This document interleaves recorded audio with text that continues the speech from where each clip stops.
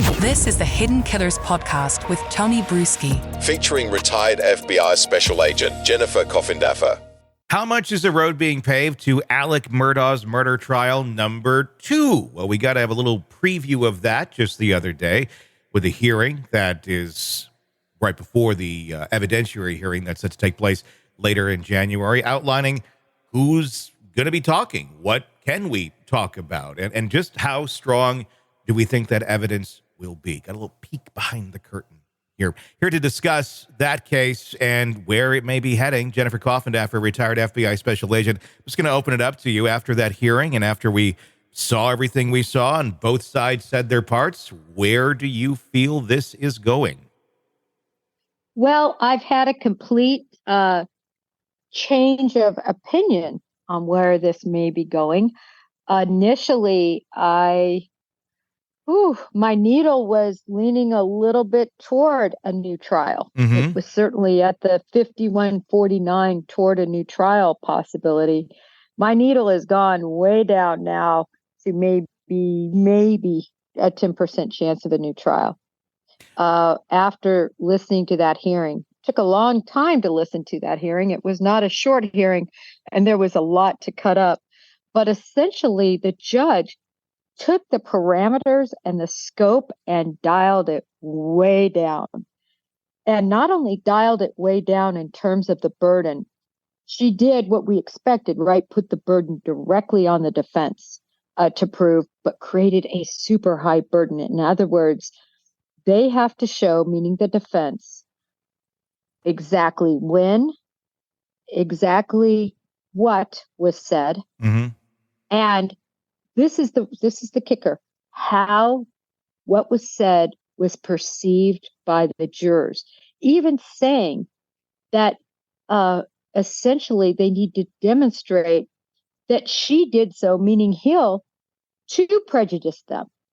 Mm-hmm. So now they have to show when, they have to show how, they have to, the jurors are going to have to tell the judge how they perceived what they understood, and then secondarily that she meant to do it, that mm-hmm. she meant to sway them.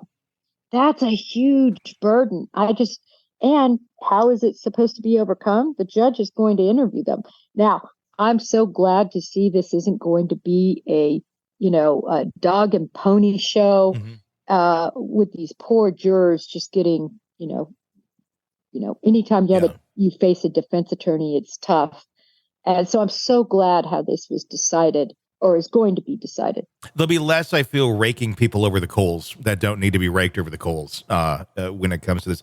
The burden of proof, I think, is something that, is it being followed to the letter of the law? Though, I mean, I guess that would be kind of the question. The defense believes that they just need to prove that she said those things. How it affected the jurors, that's up to the jurors. How do you prove something like that? Number one, okay, you have to prove she intended to do it. Well, I would assume if you go into a group of jurors and you say something to the effect of "don't believe his lies," which I believe there's a sworn affidavit stating from one of the jurors that is what was said. I don't know if that was the alternate that never actually had a say or who it was exactly. But the fact that it was said in that sort of a presence, that I think is clearly showing intent. If you were expressing don't believe somebody, your intent is to try and express that you don't want people to believe this person.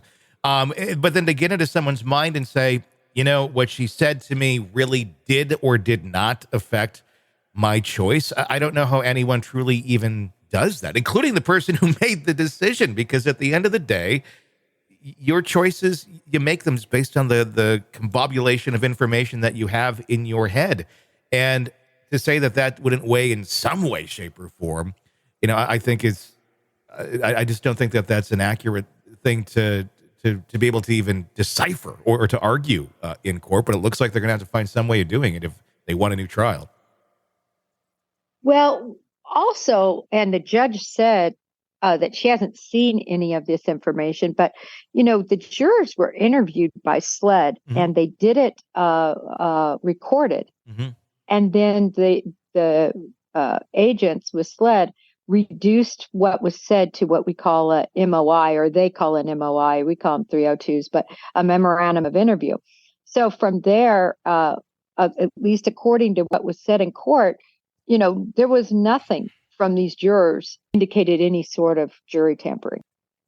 According to that. So, and the judge, made the point, listen, I haven't read any of those, so I like that she's going in completely open-minded to the situation, not having read, anything. But we have basically one juror that's given an affidavit because only one juror that counted, right? One juror that helped convict. Yeah. So when you think of that, I mean, I think it's going to be very interesting. What happens if all the 11 others said she never said it like that, or she didn't say that at all? I never heard her say that. And again, the judge said she wants it narrowed down to when.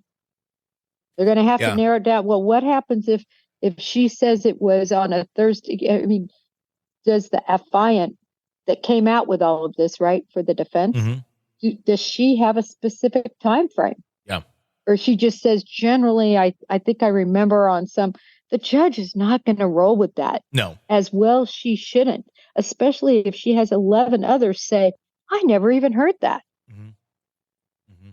It's all about, too, I mean, context is so key to this. I mean, how many times in life where here's a good example, texting.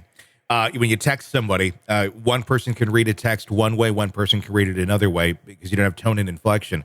Sometimes it happens, too, with people speaking aloud. One person seems to be really in tune with that individual and gets their tone and inflection, and the other does not, and maybe takes something completely in a different way than it should have been. We're talking if she said something to the effect of, don't get caught up in his lies or whatever, something to that effect. Who knows? I mean, it could have been a one-on-one conversation with a juror, and it's just kind of the knee-jerk reaction of, don't get caught up. I don't know. There's ways where this could have been more innocent than it was. The fact that it was even said aloud, I mean, that's where, she should have had a little more candor there and realize even if you are saying that, doesn't matter how, you can't say something like that. But yeah, the bar is a bit higher than I think a lot of us expected it to be. The judge also really making a point the other day about the hearing itself and what is going to be discussed. It's stating that the trial is not about Hill. It's about focusing on her interactions with jurors and the jurors' ability to reach the impartial verdict. So that essentially, to me, came out as, all the other stuff we're hearing about Becky Hill, all the stuff about the improper use of her office, the whatever the heck's going on with her son, with the wiretapping, and anything else that's kind of out there in the ether that seems to be an assault on her character or just simply a reflection of her character that we're learning about. Those don't seem to be like they're going to be brought into this at the end of the day for making a consideration on whether or not she was tampering with a jury. 100%. The judge doesn't want any part of that. I think her exact words are, she is not on trial. And so all of that extraneous stuff that you and I have been talking about, and really it's just been out there everywhere, that isn't going to come into play at all. So when you dial this little microscope down now to really this pinhole, principle that we're looking at, like I said, maybe 10% chance of a new trial with what has been presented now that I heard in all that courtroom testimony. I think it defined it a lot more. I mean, you almost, you have to put blinders on now and go, okay, well, this is all that they can be looking at. This is all that we can be considering.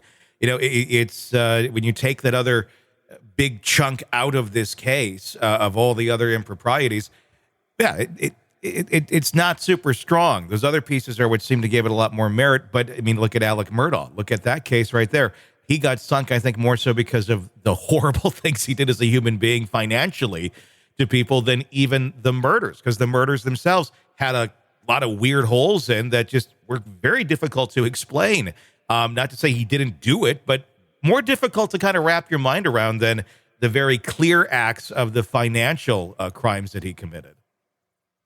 Well, the big mistake, I believe, was the minute he took that stand, As a person that would sit next to the prosecutors in all of these cases, I salivated. We all did whenever they said they were going to take the stand, wringing our hands because it was the chance to talk with them.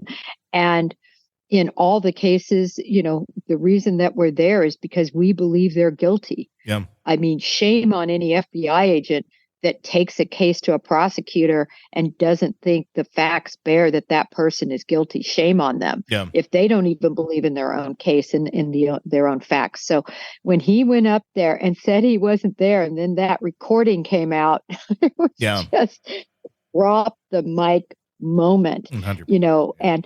And in this hearing the other day, if you could have seen his face, and maybe you did watch it, I was just watching him. He had this smiley kind of happy grin throughout. And as soon as he saw the ruling by the judge on the narrow focus, oh my gosh, he was he got an evil look.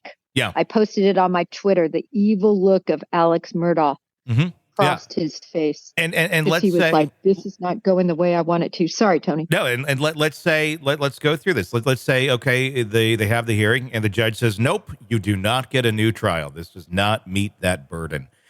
Does Alex Murdaugh go off into the night? Does he just disappear into the prison system and lives a quiet life and we never really hear from him again? or I scared to even ask the question, what would the next recourse be for him to try and get a new trial? Or I'd imagine they'd be trying to fight something. Oh, they're going to fight it. They'll just keep appealing up until, the Supreme Court, if it took them that far on this very point. But there's a lot of case law. The prosecutor did a good job of really digging deep into case law that supported their position. The defense had case law also, but it was so crystal clear after listening to those cases, the citations and the arguments to the judge, and really most listening, that no, this is jury tampering and it's very focused. Sick of the ads? We are too. Start listening with no commercials now and get access to all of our episodes in advance of everyone else. Become a True Crime Today Premium Plus subscriber on Apple Podcasts. Search True Crime Today Premium Plus on Apple Podcasts or go to our podcast page and sign up now. True Crime Today Premium Plus. Sign up now.